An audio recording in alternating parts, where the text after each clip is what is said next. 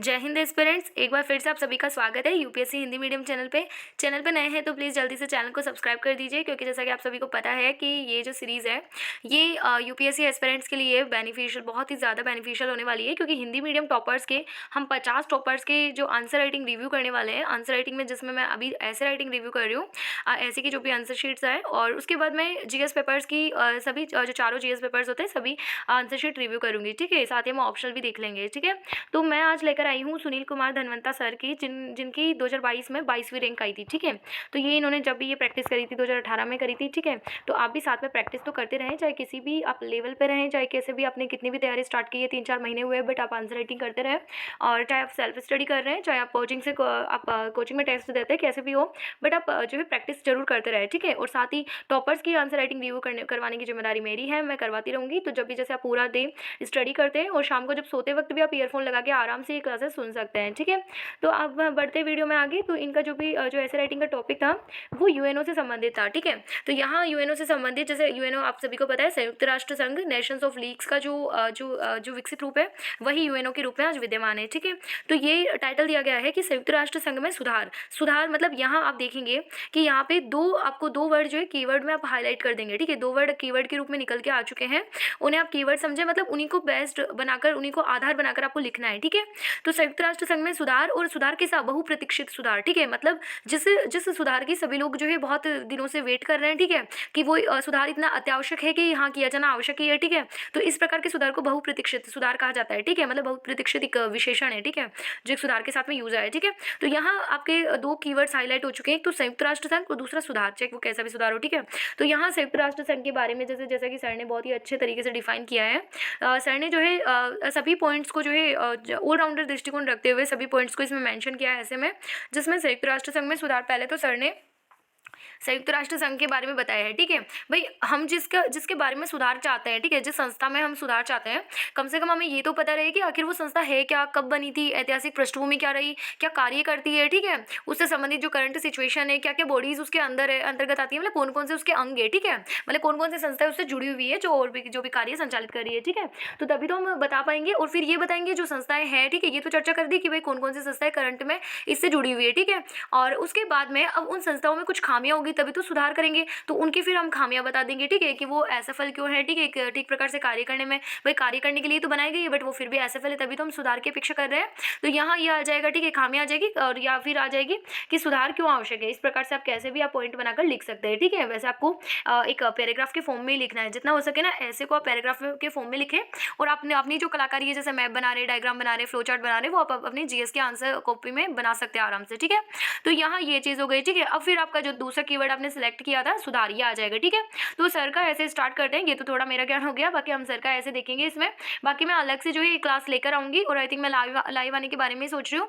मैं उसमें हम ऐसे राइटिंग से संबंधित डिस्कस करेंगे कि क्या क्या स्किल्स जो है एक ऐसे राइटिंग लिखे, मतलब प्रैक्टिस करने वाले एस्पिरेंट को ध्यान रखना आवश्यक है। ठीक है, या फिर जो भी यूपीएससी एस्पिरेंट्स हैं उनको ध्यान रखना आवश्यक है। ठीक है, तो यहाँ सर ने अब भाई यहाँ एक आप देखें कि सुधार का मतलब क्या हुआ, परिवर्तन। ठीक है, किसी भी हम परंपरागत रूप से संचालित हो रही संस्था में अगर सुधार चाह रहे हैं, तो मतलब उसमें ऑब्वियसली बात है हम परिवर्तन चाह रहे हैं। ठीक है, तो यहाँ सर ने एक पंक्ति मेंशन की है, और ये आप पंक्ति जो है ऑलमोस्ट ऐसे में मेंशन कर दें, स्टार्ट कर सकते हैं। ठीक है, बदलाव प्रकृति का नियम है, मतलब परिवर्तन प्रकृति का नियम है। ठीक है, और प्रकृति समय के साथ अपनी संरचना व्यवस्थाओं में निरंतर बदलाव करती है। ठीक है, तो अब संरचना व्यवस्था में जो बदलाव होता है या परिवर्तन होता है, तो इसका क्या परिणाम निकलकर सामने आता है कि देशों की जो संरचना है, प्रकृति है, भूगोल है, इतिहास, और इन सभी में परिवर्तन हो जाता है। ठीक है, अब इन सभी में जो परिवर्तन होता है तो इससे क्या होता है, अधिकतम लाभ होता है। ठीक है, और इसके साथ साथ जैसे देश में, विश्व में, समाज में जो है एक सामंजस्य जो है बना रहता है। ठीक है, क्लियर हो गया। फिर उसके बाद में जैसे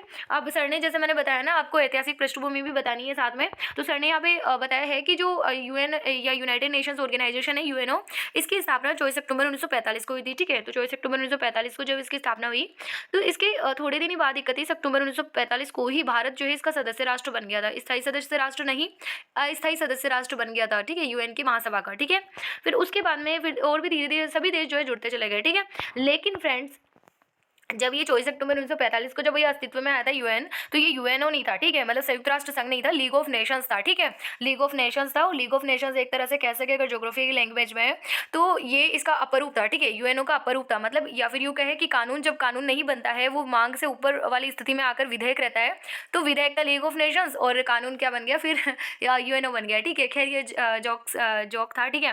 तो यहाँ मैं आपको समझाना ये चाहती हूँ कि लीग ऑफ नेशंस को आपने, जैसे हमने पहले पढ़ चुके हैं हम वर्ल्ड हिस्ट्री की क्लासेस, आपने नहीं देखी तो प्लीज़ जाके प्लेलिस्ट में जाकर देख सकते हैं।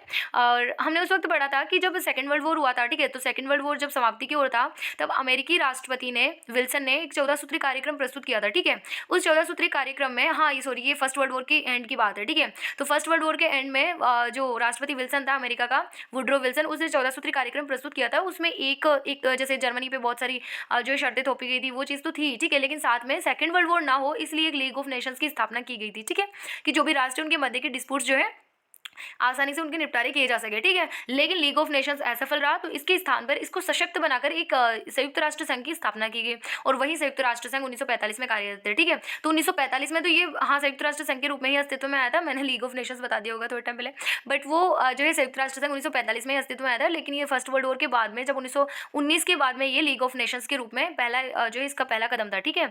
फिर जैसे यूएन का जो चार्टर होता है, इसके अंदर जो है क्या क्या जो है सम्मिलित होते हैं, क्या क्या इसके पार्ट्स हैं, तो इसका जो चार्टर है उसके माध्यम से जो है क्रियाकलाप संचालित किए जाते हैं। और पता है आप सभी को जानकर ये आश्चर्य होगा कि यूएन का जो चार्टर है ना, वो संस्कृत लैंग्वेज में लिखा गया है, ठीक है। तो संस्कृत लैंग्वेज जो है दुनिया की सबसे महानतम और प्रथम लैंग्वेज मानी जाती है, जिसी से सभी भाषाओं की उत्पत्ति हुई है, ठीक है। भारतीय जो परिवार है वो संस्कृत लैंग्वेज का ही हिस्सा है, ठीक है।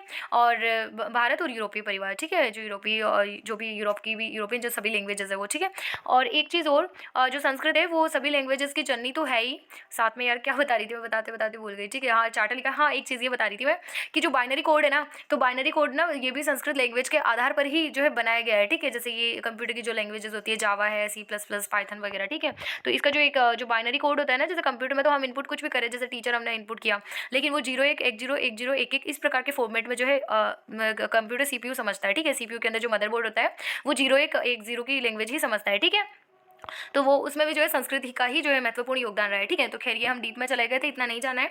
तो वापस से आते हैं, तो इसके अंदर जैसे और भी इसके जो भी पार्ट्स है, संस्थाएं हैं, जो यूएनओ की जो प्रमुख संस्था है वो भी बताई गई है, तो उनके बारे में देख लेते हैं। तो सबसे पहली संस्था है यूएन की महासभा, ठीक है। तो महासभा एक प्रमुख संस्था है यूएनओ की, जिसके जो है वर्तमान में 193 राष्ट्र सदस्य देश है, मतलब 193 देशों को जो है इसके यूएनओ की सदस्यता मिली हुई है। उसमें 193वां सदस्य आप सभी को पता ही है, अभी थोड़े टाइम पहले ही बना था, जब उत्तरी सूडान से अलग होकर दक्षिणी सूडान अस्तित्व में आया था, तो दक्षिणी सूडान को 193वां सदस्य राष्ट्र इसका बना लिया गया है, ठीक है। तो ये क्लियर हो गई। आप देखेंगे एटलस के अंदर मानचित्र में, तो अफ्रीका महाद्वीप में मिस्र के जो है दक्षिण के अंदर उत्तरी सूडान है और उसके नीचे जो है दक्षिणी सूडान है, ठीक है। मतलब जो ये हॉर्न ऑफ अफ्रीका के इधर पश्चिम में, ठीक है।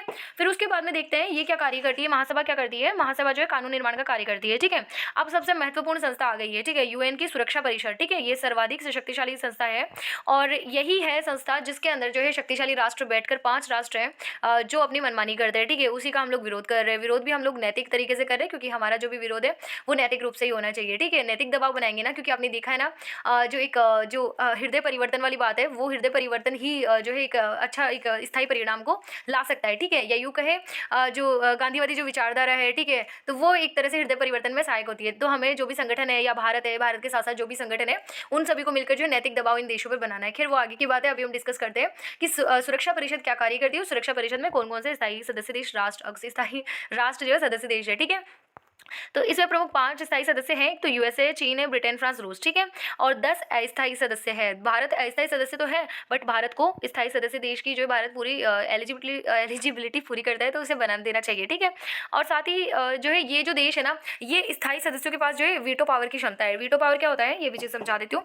वीटो पावर मतलब होता है, आप सभी को पता ही है, आप यूपीएससी एस्पिरेंट्स हैं, हम लोग पॉलिटी में पढ़ते हैं कि जो राष्ट्रपति होता है ना, तो यूजुअली हम लोग राष्ट्रपति के संदर्भ में हम लोगों ने वीटो पावर पढ़ा है, ठीक है। तो वीटो पावर मतलब क्या हो गया कि या तो मैं किसी विधेयक को जेब में रखता हूँ, अब ऐसा नहीं है कि वो रियल में जेब में रख लेगा, राष्ट्रपति जेब में रख लिया मतलब विचार विमर्श बंद उस पर, ठीक है। किसी भी प्रकार की कार्यवाही बंद। हाँ वो अगर और कभी लाया जाता है नेक्स्ट सरकार के द्वारा तो वो लाया जा सकता है, लेकिन वो उसके कार्यकाल में नहीं लाया जाएगा, ठीक है, राष्ट्रपति कार्यकाल में, जैसे वीटो पावर का यूज़ कर लिया।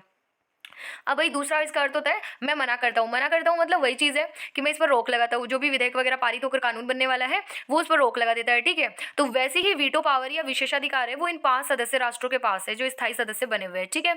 अब भाई ये ही आप ये देखेंगे ये इनकी निरंकुशता है कि नहीं है। अब सुधार की आवश्यकता देख रहे हो, देख रहे हो विनोद, ठीक है। ये हाँ, ये मैंने डायलॉग ऐसे सुना था रील्स में, ठीक है। तो ये क्या हुआ कि यहाँ इनको जो है वीटो पावर जो दिया गया है ना, तो इससे क्या होता है कि ये लोग जो है मनमानी करते हैं। जैसे अभी कुछ समय पहले ही जैसे दक्षिण चीन सागर का मुद्दा था और सर ने मेंशन भी किया है सुधारों की मांग में कि आखिर सुधार क्यों आवश्यक है, ठीक है। तो यही बता देती हूँ। तो यहाँ क्या होता है, ये जो चीन है ना, आप एटलस में देखेंगे, आप एटलस भी खोल के रखें तो, और बाकी सभी जैसे आपको अगर बहुत टाइम हो गया है अगर पढ़ाई में यूपीएससी में, तो आपको दिमाग में छप गया होगा अब तक। तो क्या होता है, चीन के आप दक्षिण पूर्वी इलाके में देखेंगे तो चीन से सटा हुआ एक सागर है, दक्षिण चीन सागर कहा जाता है इसको, है ना। और तो यहाँ क्या है कि यहाँ जो है चीन अपनी मनमानी करता है, मतलब चीन अपना वर्चस्व ये समझता है कि यही मेरा जो है संपूर्ण जो है दक्षिण चीन सागर पर अधिकार है, ठीक है। और चीन तो आप सभी को पता ही है, चीन तो जो है, चीन को तो अगर चीन का बस चले ना तो पूरी पृथ्वी नाप ले, ठीक है। तो इस प्रकार की चीन की मानसिकता रहती है। तो यहाँ क्या होता है कि चीन जो है दक्षिण चीन सागर के जो है क्षेत्र में क्या करता है, अभी थोड़े टाइम पहले डिस्प्यूट हुआ था, सर ने मेंशन किया है कि वियतनाम और जो कंबोडिया है ना, ये भी इसके तटवर्ती क्षेत्र है, किसके, दक्षिण चीन सागर के। और साथ ही जापान के, जो जापान का जैसे जावा द्वीप है, सुमात्रा द्वीप है, सपोर्टली पार्सल द्वीप वगैरह भी यहाँ पे अवस्थित है, ठीक है। इंडोनेशिया के कुछ द्वीप भी इसके अंतर्गत आते हैं। वैसे आप इंडोनेशिया की अवस्थिति देखेंगे तो ये लाओस, कंबोडिया, वियतनाम इनसे दक्षिण में ही है, भारत से दक्षिण में है, एकदम दक्षिण पूर्वी में देश है, ठीक है। लेकिन यहाँ पे इसके कुछ एक दो द्वीप है, ठीक है। तो यहाँ क्या करता है, चीन जो है अपना अधिकार तो समझता है, ये साथ में कोई भी देश जो है मछली पकड़ने अपने जहाज भेजता है ना, तो ये जो है उन पर या तो अधिकार करने की चेष्टा रखता है या फिर उनको डुबाने का प्रयास करता है। तो ये क्या कर रहा था कि ये जैसे इसने जो है अभी थोड़े टाइम पहले, ये हमेशा ही करता रहता है वहाँ पे, जैसे जो भी जो सैन्य अभ्यास है दक्षिण चीन सागर में इसके चलते रहते हैं। सैन्य अभ्यास का मतलब क्या हुआ, अपने पहले पहले के समय में, वही प्राचीन जो समय था, जो अश्वमेध यज्ञ करवाया जाता था, घोड़े को छोड़ दिया जाता था, जहाँ तक उसका घोड़ा विचरण करता राजा का, वहाँ तक जो है उसका जो है क्षेत्र जो है उसके अधिकार क्षेत्र में माना जाता था। वैसा ही समय परिवर्तित हो गया है तो तरीके बदल गए। तो यहाँ जो है सैन्य अभ्यास किया जाता है। सैन्य अभ्यास मतलब अगर उसको कोई चुनौती देने वाला मिल गया ना राष्ट्र, तब तो ठीक है, नहीं मिला तो फिर उसके सामने नतमस्तक। तो ये चीन की है, ठीक है, स्ट्रेटेजी। तो यहाँ क्या करता है, वियतनाम ने क्या किया था, अपने जहाज वियतनाम के द्वारा भेजे गए थे, कहाँ, दक्षिण चीन सागर में मछली पकड़ने के लिए। तो ये चीन ये बताना चाहता है, चीन ने वहाँ पे जो है फटाफट से जो है अपने सैन्य अभ्यास स्टार्ट कर दिए। सैन्य अभ्यास मतलब क्या हुआ कि वहाँ मछली पकड़ने नहीं देगा, मतलब जो भी उसके रिसोर्सेज है वहाँ के, उस दक्षिण चीन सागर के, वो सभी रिसोर्सेज पे किसका अधिकार, चीन का, ठीक है, ये बताना चाहता था। तो यहाँ पे जो है वियतनाम भी नहीं रुका, तो वियतनाम के जो जहाज है ना, जो मछली पकड़ने आए थे, उनको जो है चीन ने डुबाने का प्रयास किया। तो भाई चीन बहुत खतरनाक है। अब क्या हुआ, वियतनाम और भी जो इससे देश जो है पीड़ित है, जो है क्या करते हैं, अब जैसे कभी भी जब ये जाते हैं ना यूएन में इसके अगेंस्ट कोई मुद्दा लेकर, तो ये वहाँ क्या करता है, इसकी चलती है, ठीक है, क्योंकि विशेषाधिकार है इसको वीटो के तहत। तो ये क्या करता है, वहाँ पे रोक लगा देता है। तो इसने ये इस बार भी ये किया, वियतनाम जैसे ही मुद्दा लेकर गया वैसे ही इसने रोक लगा दी। अब रोक लगा दी तो इस पर फिर से विचार विमर्श नहीं, तो यूएन एक तरह से इनके हाथों की कठपुतली बनता जा रहा है। तो यूएन में ऑब्वियसली सुधार की आवश्यकता है, ठीक है। तो ये खैर ये सुधार वाली बात आपको यहाँ मेंशन नहीं करनी है, आपको जो अभी वर्तमान जो कंडीशन है, जैसे सुरक्षा परिषद के 5 स्थायी सदस्य देश कौन से है, तो ये सब चीज़ें इस पर बतानी है, ठीक है। फिर उसके बाद में जैसे यूएन सचिवालय है, इनका जो अलग से जो सेक्रेटरेट है, ठीक है, सेक्रेटरेट तो यहाँ क्या होता है, यहाँ की जो यूएन की जो महासभा है ना, महासभा भी केस की संस्था है, प्रमुख संस्था, मैंने बताया था आपको, कानून निर्माण का कार्य करती है। तो इसके अंतर्गत जो है इस महासभा को ये क्या सहयोग देता है, सचिवालय प्रशासकीय कार्यों में सहयोग देने का कार्य करता है। आप सभी को पता है सचिवालय का कार्य तो प्रशासन को संभालना ही होता है, तो यहाँ इसको जो है सहायता देने का कार्य करता है। उसके बाद में आ जाता है अंतर्राष्ट्रीय न्यायालय। अंतर्राष्ट्रीय न्यायालय में आपको सभी को पता है इंटरनेशनल कोर्ट, जहाँ पे अगर 2 या 2 से अधिक देशों के मध्य कोई डिस्प्यूट होता है तो यहाँ जो है देश जा सकते हैं अपने विवादों के निपटारे के लिए। इसका मुख्यालय आप सभी को पता है हेग में है। और लेकिन क्या होता है, अब ये जो इंटरनेशनल कोर्ट है ना, ये भी क्या है, बाध्यकारी, मतलब एक तरह से इसकी जो है एक तरह से ये जवाबदेही नहीं बन पा रहा है, मतलब निष्पक्ष जो है न्यायपालिका का कार्य नहीं कर पा रहा है। कैसे भाई, सबसे ज़्यादा फंडिंग किससे होती है, इसको यूएसए से और यूरोपीय देश से।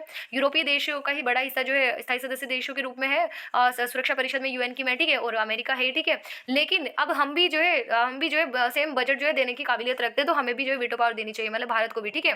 तो ये चीज़ जैसे आगे हम चर्चा करेंगे, जैसे G4 जो देशों का संगठन है, जैसे भारत, ब्राज़ील और जापान, और एक देश हो रहे हैं अपना भारत हो गया, ब्राज़ील हो गया, जापान हो गया, जर्मनी, ठीक है। तो जर्मनी भी भाई कम नहीं है, जर्मनी भी फिर से एकीकरण के बाद में उसकी सुदृढ़ स्थिति बनती जा रही है, ठीक है। तो भाई ये देश भी जो है एक अपनी जो है क्षमता रखते हैं, ठीक है, स्थायी सदस्य राष्ट्र बनने की। तो इसके अंतर्गत जैसे इन देशों के समर्थन में, इन देशों के हितों की बात करेगा भारत ऑब्वियसली, तो भारत जो है, भारत समर्थित है, मतलब इन देशों के समर्थित भारत की जो है स्थायी सदस्य राष्ट्र वहाँ पे बनाया जाए, ठीक है, या सदस्यता दी जाए, ठीक है। तो भारत जो है ऑब्वियसली अफ्रीकी राष्ट्रों के संगठन से जुड़ा हुआ है, सार्क, आसियान, बहुत सारे संगठन है, G20 है, तो इन सभी राष्ट्रों के हितों की भी जो है बात भारत करेगा, वहाँ पे प्रतिनिधित्व उनका भी समान रूप से किया जाएगा, ठीक है। तो ये खैर हमें नैतिक दबाव बनाना है ये इन राष्ट्रों पर, है ना। और उसके बाद में है न्यास न्यास परिषद आ गया। न्यास परिषद भाई अभी वर्तमान में निरस्त कर दी गई है, इसका कोई अभी अस्तित्व नहीं है। ये विउपनिवेशीकरण की जो प्रक्रिया है ना, उसको सरल बनाने के लिए इसकी स्थापना की गई थी। विउपनिवेशीकरण मतलब क्या हुआ कि भाई पहले के समय में जैसे उपनिवेश स्थापित, जैसे अभी मैं आपको मॉडर्न इंडियन हिस्ट्री में ले चलती हूँ। मतलब हम कब की बात करें, मुगल साम्राज्य के जो पतन के बाद में जब ब्रिटिश ईस्ट इंडिया कंपनी धीरे धीरे जैसे भारत में व्यापार करने आई, उसके बाद में जैसे राजनीतिक रूप से भाई पहले क्या किया, उसे व्यापारिक रूप से जो है व्यापारिक रूप से कब्जा जमाया, उसके बाद में राजनीतिक रूप से, फिर सांस्कृतिक रूप से, ठीक है। तो इस प्रकार से जैसे उसने क्या किया, एक तरह से शक्तिशाली राष्ट्र द्वारा एक कमजोर राष्ट्र जिसके अंदर संसाधन तो भरपूर है लेकिन उस पर जो है कब्जा कर लिया जाता है और उसको अपने ढंग से चलाया जाता है, वही औपनिवेशीकरण मतलब उपनिवेश बना लिया जाता है, उसको गुलाम बना लिया जाता है, ठीक है। तो वैसे जो विउपनिवेशीकरण है ना, विउपनिवेशीकरण पूरा व्यापार के थ्रू होता है, एकदम आर्थिक रूप से, ठीक है। तो उससे संबंधित उसकी प्रक्रिया को सरल मतलब जैसे उदारवादी तरीके से, ठीक है, या व्यापार से संबंधित बहुत सारी जो है छूट प्रदान करना, ठीक है। तो इस प्रकार की तो भी ये जो है कार्य करती थी, ठीक है। तो इसकी जो है खैर जो इसको निरस्त कर दिया गया वर्तमान में, ठीक है, क्योंकि ये थोड़ा अलोकतांत्रिक था, ठीक है। ये चीज हो गई। उसके बाद में जैसे अब जो वर्तमान का जो ये क्वेश्चन सर ने उठाया है कि आखिर जो है सुधारों की आवश्यकता क्या है, ठीक है। तो सुधार आखिर क्यों किए जाए, तो इस जो संस्था है ना यूएनओ, इसको और अधिक लोकतांत्रिक और समावेशी प्रासंगिक बनाए जाने के लिए कि और भी अच्छे तरीके से कार्य कर सके और साथ ही सभी देशों के हितों की बात कर सके, सभी देशों का के हितों का हित जो है उनका भी सुनिश्चित हो सके, ठीक है। फिर उसके बाद में जो है वैश्विक संतुलन को बनाए रखने के लिए अब भाई विश्व में ना बहुत सारे राष्ट्र जो है गरीब अमीर की खाई में ना बढ़ चुके हैं, लेकिन अब जो गरीब जो राष्ट्र हैं जिनके अंतर्गत ठीक प्रकार से जो है उनके हितों की जो है मतलब जैसे मान लो कि कोई भी शक्तिशाली राष्ट्र है वो अपने कमजोर राष्ट्र पर कब्जा कर रहा है, ठीक है। तो क्या होता है, जैसे अभी आप हांगकांग को ही देख लीजिए, एक तरह से चीन का ही जो है वहाँ पे चीन समर्थित सरकार ही बनती है, वो लोग स्वायत्ता के लिए करते रहते हैं आंदोलन। इधर ये म्यांमार से जो है झड़पें होती रहती है, ठीक है, भारत से तो ये है ही, ठीक है, लड़ाकू। तो ये क्या होता है कि अब बहुत सारे जो डिस्प्यूट्स है, तो इन जो भी विकासशील राष्ट्र है या अविकसित राष्ट्र है, तो ये राष्ट्र इनकी जो है प्रतिनिधित्व नहीं रहता है और इनकी जो है कोई सुनता नहीं है, तो ये गलत है ना। तो यहाँ पे जो है सुधार की आवश्यकता है कि भाई जो भी मतलब निर्णय लिया जाए वो सभी के हित में लिया जाए। ऐसा नहीं है कि जैसे 5 देशों को वीटो है तो वो हर बार अपनी मनमानी करे, मतलब ये मनमानी तभी रुकेगी या तो वीटो पावर की समाप्ति की जाए। तो सर ने नेक्स्ट जो पॉइंट है ये उठाया है कि सभी जो है मतलब सभी जो है मतलब हाँ, ये तो सब चीज़ जैसे वीटो पावर की समाप्ति है, तो वीटो पावर की समाप्ति अब जो है कैसे की जा सकेगी, ठीक है। तो एक तो जैसे ये हो गया कि भाई सभी जो महाद्वीपीय देश है, ठीक है, तो इनको पर्याप्त प्रतिनिधित्व देने के लिए भाई क्यों की जाए, ठीक है। और दूसरा निर्णय निर्माण की भूमिका में वृद्धि के लिए, ठीक है, मतलब इसकी जो सुधार किए जाए हैं, तो एक तो इनके जो निर्णय निर्माण की जो भूमिका है ना वो और भी अच्छी हो सके यूएन की, ठीक है, और भी निष्पक्ष होकर निर्णय ले सके इसलिए, ठीक है। और समकालीन बहुत सारे जो बर्निंग इशूज है जैसे कट्टरवाद है, आतंकवाद है, संगठित अपराध है, इनसे निपटने के लिए भी इसको और अधिक जो है एक कार्यकुशल बनाए जाने की आवश्यकता है, ठीक है। अब कौन कौन से सुधारों की आवश्यकता है, तो सुधार देख लेते हैं। तो सुधार में सबसे पहला जैसे महासभा के अंदर सुधार की आवश्यकता है, तो महासभा में क्या सुधार किए जाए, भाई महासभा की जो शक्तियां ना वर्तमान में बहुत सीमित है, मतलब इसके अंदर 193 सदस्य देश है, राष्ट्र जो है 193 राष्ट्र सदस्य देश है, लेकिन उनका प्रतिनिधित्व ठीक से नहीं है, मतलब वो अपनी जो है अपनी बात रख ही नहीं पाते, ठीक है, क्योंकि जो भी स्थायी सदस्य राष्ट्र है वो रोक लगा देते हैं महत्वपूर्ण मुद्दों पर, तो ठीक है, क्योंकि वो सुरक्षा परिषद की उनको स्थायी सदस्यता है। तो यहाँ जो है थोड़ा सा इसको जो है शक्तियों को बढ़ाने की आवश्यकता है, किसकी, महासभा की शक्तियों को, ठीक है। फिर उसके बाद में सुरक्षा परिषद में क्या सुधार की आवश्यकता है, तो यहाँ ये इसके अंदर जो निर्णय निर्माण की प्रक्रिया है वो क्या अभी वर्तमान में जो करंट सिचुएशन क्या है, गैर लोकतांत्रिक और गैर समावेशी, तो इसको जो है यहाँ जो क्योंकि और इसका कारण यही है कि 5 जो देश है शक्तिशाली देश है वो अपनी मनमानी करते हैं और अन्य देशों की कोई भूमिका है नहीं, ठीक है। तो इन देशों द्वारा जो है संकीर्ण हितों के लिए जो है वीटो पावर का दुरुपयोग किया जाता रहा है, तो उसमें जो है सुधार की आवश्यकता है, ठीक है। अब कौन कौन से ये कहाँ आ गया, फिर से स्टार्टिंग में आ गए, तो मैं फिर से एक बार चला लेती हूँ। तो सुधार की जो है अब सुधार कौन कौन से अपनाए जाए, ठीक है। तो कौन कौन से सुधार अपनाए जाए, तो सुधारों की जो है श्रेणी के अंदर या सुधारों की जो है हाँ, तो सबसे पहला सुधार जैसे वीटो पावर की समाप्ति की जाए, या तो ये स्थायी सदस्यों की संख्या में वृद्धि की जाए, ठीक है, मतलब या तो हमें भी आरक्षण दे दो या फिर आरक्षण की समाप्ति कर दो, वही चीज़ है, ठीक है। वही भारतीय लोग आरक्षण मांगते हैं, अब भारत जो है आरक्षण यूएनओ में मांगता है, ठीक है, वही चीज़ है, ठीक है। तो ये है, ठीक है। उसके बाद में जैसे या जो वीटो पावर है समानता आधारित होनी चाहिए, ठीक है। तो यहाँ जैसे G4 है, तो G4 जो देश है जापान, जर्मनी, भारत, ब्राजील, ये देश जो है लगातार प्रयास कर रहे हैं और बाकी और संगठन है वो उनके द्वारा भी नैतिक रूप से दबाव बनाया जा रहा है इन पर और बनाया जाना चाहिए, ठीक है। फिर है अंतर्राष्ट्रीय न्यायालय, ये बार बार में स्टार्टिंग से ऑन हो जाता है, एक बार मैं चला लेती हूँ। तो यहाँ क्या होता है, हमने ये चीज़ तो पढ़ी कि कौन कौन से सुधार जो है आवश्यक है, ठीक है। अब उसके बाद में हाँ, तो यहाँ क्या होता है कि एक तरह से जो लेकिन इसके अगेंस्ट जो है एक कार्य कौन करता है कि जो मैंने G4 आपको बताया ना, तो G4 के अगेंस्ट जो है एक संस्था है कॉफ़ी क्लब, ठीक है। तो वो इटली के समर्थन में जो देश है तो वो उसको सपोर्ट करते हैं, इटली और जो है जो उसके समर्थित जो है देश, ठीक है। तो वो क्या करते हैं, इसका अगेंस्ट करे G4 का, ठीक है, उसके जो है कार्यकलापों को इम्प्लीमेंट नहीं होने दे रहे, ठीक है। तो ये गलत है। फिर उसके बाद में जैसे जो अंतर्राष्ट्रीय न्यायालय है इसके अंतर्गत भी जो निर्णय है वो बाध्यकारी रूप से लिए जाते हैं, तो वो ऐसा ना किया जाए, वो सभी देशों पर बाध्यकारी रूप से लागू किए जाए, ठीक है। जैसे कि एग्जाम्पल था दक्षिण चीन सागर का मुद्दा था, ठीक है। तो उसके अंतर्गत भी जैसे क्या किया गया कि इसमें जो भी निर्णय लिया गया ना वो चीन ने माना नहीं और चीन ने अपनी वीटो पावर के द्वारा उस पर रोक लगा दी। ठीक है, ये क्लियर हो गया। अब उसके बाद में जो है इसके बाद में जैसे जो यूएन है उसकी वित्तीय फंडिंग के अंतर्गत सुधार किया जाए और यूएन की जो विशेषीकृत एजेंसी है उनमें समन्वय का जो अभाव है और वित्त और संसाधनों की कमी है उसमें भी सुधार किया जाए। ठीक है, ये चीज़ क्लियर हो गई। अब बाद में क्या है कि जो सुधार है ना उसके द्वारा कौन कौन से लाभ होंगे। तो लाभ क्या होगा, सबसे पहला तो भाई विश्व के जो प्रत्येक देश है उनको उचित और समतापूर्ण प्रतिनिधित्व मिल जाएगा। सुरक्षा परिषद के अंदर जो निर्णय है वो तार्किक और शक्तिशाली राष्ट्रों की मनमानी पर अंकुश लगेगा। ठीक है, तो निर्णय तो तार्किक होने लगेंगे और जो शक्तिशाली राष्ट्र उनकी जो मनमानी है उस पर भी अंकुश लग जाएगा। ठीक है, और भी बहुत सारे सुधार के लाभ हो जाएंगे कि आतंकवाद, संगठित अपराध, जलवायु परिवर्तन, साइबर अपराध समाधान, अंतर्राष्ट्रीय न्यायालय, वैश्विक मुद्दों के समाधान में सहायता मिल जाएगी। ठीक है, फिर विशेषीकृत एजेंसियों की कार्यप्रणाली में सुधार हो जाएगा और कार्यक्रमों की जो प्रभावशीलता में भी वृद्धि हो जाएगी। ठीक है, भाई आप ये समझिए अगर कोई भी संस्था है वो सामने आ रही समस्याओं से निपटेगी पूरी तरह से, अगर उन्हें सॉल्व आउट कर लेगी तभी तो इन प्रॉब्लम से जूझने के बजाय और कोई अन्य कार्य, विकास कार्यों पर ध्यान दे पाएगी। तो यार विकास पे तो हम लोग पहुंच ही नहीं पाएंगे जब हमारे सामने बहुत सारी समस्या रहेगी। तो पहले समस्याओं का निपटान किया जाना चाहिए, उसके बाद में हमें बहुत सारे समाधान पर, सोल्यूशंस पर भी जाना चाहिए। ठीक है, ये क्लियर हो गई। फिर अन्य कार्यों में तो मैंने आपको ये बता ही दिया। ठीक है, बहुत सारी और भी प्रॉब्लम्स है उनको भी सॉल्व आउट किया जाना चाहिए। अब भाई बहुत सारी जो है, अब आपको पता है कोई भी अच्छा कार्य होता है तो उसके राह में बहुत सारी चुनौतियाँ आती है। तो यहाँ जो है, यहाँ क्या क्या चुनौतियां हैं सुधार की दिशा में, राह में। तो ये 5 जो स्थायी सदस्य राष्ट्र ना ये अपनी वीटो पावर खोना नहीं चाहते हैं। अब भाई आप ये चाहेंगे कि राजा का बेटा राजा ना बने, अगर आप राजा हैं तो ठीक है, तो ऐसा तो नहीं चाहेंगे। तो ये यही चाहते हैं कि भाई हाँ हमें जो ये विशेषाधिकार मिला हुआ है ये हमारा ही रहे। ठीक है, और दूसरी जो चुनौती बनी हुई है, कॉफी क्लब द्वारा जो है G4 का जो विरोध किया जा रहा है निरंतर। तो भाई क्या, जैसे भाई G4 जो है संगठित हुआ और G4 के माध्यम से आवाज उठाई जा रही है, लेकिन कॉफी क्लब है आप सभी को पता है ना, पहले जो है गिराने वाले पहले आते हैं। ठीक है, तो यहाँ जो है G4 का निरंतर कॉफी क्लब जो है विरोध कर रहा है और आप सभी को पता है जर्मनी जो G4 के अंदर है, तो इसके जो है विरोध में इटली तो रहेगा ही कॉफी क्लब में। ठीक है, क्योंकि आप सभी को पता है सेकंड वर्ल्ड वॉर में भी जब जर्मनी के अंदर जो हिटलर था और मुसोलिनी था किसमें, इटली में था, लेकिन इटली के साथ जो जर्मनी ने संधि कर ली थी और जर्मनी के साथ साथ इटली भी बर्बाद हो गया था। ठीक है, तो ये खैर ये तो एक जॉक था। ठीक है, लेकिन यहाँ इनकी अभी वर्तमान में वही विदेश नीति बदलती रहती है, मानव व्यवहार परिवर्तनशील है, तो मानव व्यवहार को के द्वारा जो संचालित जो विदेश नीति है वो भी परिवर्तनशील होगी। ठीक है, तो खैर ये अपनी एक अलग बात है। ठीक है, तो यहाँ क्या है कि अब इन चुनौतियों से निपटने के लिए क्या क्या आवश्यक कदम उठाए जाने चाहिए, उठा सकते हैं। तो 5 स्थायी सदस्य देश है ना, इनको विशेषाधिकारों को त्याग करवाया जाए। ठीक है, और इन पर जो है नैतिक दबाव बनाया जाए अन्य देशों के द्वारा भी, और बहुत सारे जो संगठन वगैरह भी मतलब निरंतर जो संचालित है उनके द्वारा, जैसे G7 है, G20 है, ठीक है, सार्क है, ओपेक या आसियान है, ठीक है, के द्वारा, फिर विभिन्न संगठनों द्वारा जो 5 स्थायी सदस्य राष्ट्रों पर नैतिक दबाव बनाया जाए। ठीक है, उसके बाद में है छोटे विकसित विकासशील देशों द्वारा संगठित होकर जो है जागरूकता फैलाई जाए और विशेषीकृत एजेंसियों के कार्यों में समन्वय का प्रसार किया जाए। ठीक है, अब भाई विशेषीकृत एजेंसियां हैं वो क्या करती हैं, उनमें अगर समन्वय का अभाव रहेगा तो वो कार्य कर पाएगी ठीक प्रकार से। अगर मान लो कोई टीम है तो टीम में जो है समन्वय का अभाव है तो कार्य नहीं कर पाती है। ठीक है, तो ये चीज़ है, तो समन्वय जो है समन्वय का प्रसार किया जाए। और आगे की राह में जैसे सर ने बताया है कि सुधार जो है सुधार अगर होंगे ना तो तार्किक अद्यतन बन जाएगा, मतलब एकदम नवीन जो है रूप जो मिलेगा ना संयुक्त राष्ट्र संघ को, तो एक नई ऊर्जा के साथ में कार्य करेगा। नए देश स्थायी सदस्य राष्ट्र के रूप में जुड़ेंगे, भारत जैसे जो है ऊर्जावान देश, तो और भी जो है नवाचारों के साथ में जो है सर्वहित के लिए जो है कार्य किया जाएगा। ठीक है, अब इसका महत्व एक तरह से आपको जो है महत्व नकार नहीं देना है, क्योंकि यहाँ आप ना अपने दृष्टिकोण के आधार पर ये भी कह सकते हैं कि भाई हाँ अगर संयुक्त राष्ट्र संघ में सुधार नहीं होता है तो हम संयुक्त राष्ट्र संघ के विकल्प के रूप में एक नई संस्था ला सकते हैं। लेकिन आपको जो टाइटल दिया गया है ना वो ये नहीं दिया गया है कि संयुक्त राष्ट्र संघ के विकल्प के रूप में क्या नई संस्था हो सकती है, ये टाइटल नहीं है। अगर ये टाइटल होता तो आप लिख सकते थे। आपको टाइटल में जो दिया गया है ना कि संयुक्त राष्ट्र संघ में बहुप्रतीक्षित सुधार, मतलब संयुक्त राष्ट्र संघ तो जरूरी है उसको रखना, ठीक है, लेकिन उसी में सुधार किए जाए, तो यहाँ आप इसका महत्व बता दें। और जैसा कि सर ने बताया है कि तृतीय विश्व युद्ध न होने के पीछे इस संस्था का महत्वपूर्ण रोल है। ठीक है, तो एक चीज़ ये आप जरूर मेंशन करें।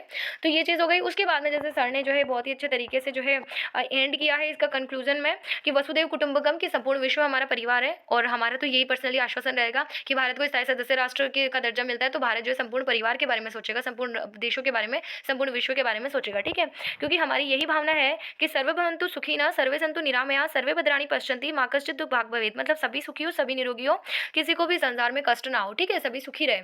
तो ये इसी के साथ जो है हम भी ऐसे राइटिंग का ये वीडियो है, क्लास है, इसको समाप्त करते हैं। तो प्लीज़ बने रहिए यूपीएससी हिंदी मीडियम समांतर शर्मा के साथ। और भी क्लासेस है, मैं और भी अच्छे तरीके से रिव्यू करवाती रहूँगी। तो प्लीज़ सब्सक्राइब कर दीजिए चैनल को, अभी तक नहीं किया है तो लाइक कर दीजिए क्लास को, क्योंकि आपका सपोर्ट ही मेरा मोटिवेशन है। और फ्रेंड्स एक महत्वपूर्ण सूचना, पॉलिटी की क्लासेस में नहीं बना पा रही हूँ क्योंकि फ्रेंड्स मेरे पास नेट भी बहुत लिमिटेड रहता है। जैसे जैसे परिवर्तन प्रकृति का नियम है तो अपनी सभी की सिचुएशंस में परिवर्तन होता है। तो मेरे पास भी जो है जैसे मैं वाईफाई लगवा लूँगी तो उस वक्त जो है मैं 2-3 क्लासेस भी अपलोड कर पाऊँगी। और फ्रेंड्स मेरा क्लासेस जो पॉलिटी क्लासेस अपलोड नहीं करने का एक कारण भी है, जितना रिस्पॉन्स आपने इस सीरीज़ को दिखाया ना, तो अगर प्लीज़ आप उतना रिस्पॉन्स अगर उस सीरीज़ को भी दिखा देंगी ना, पॉलिटी क्लासेस को भी, तो मैं पॉलिटी क्लासेस बनाने के लिए ऑब्वियसली बाध्य हो जाऊँगी, ठीक है?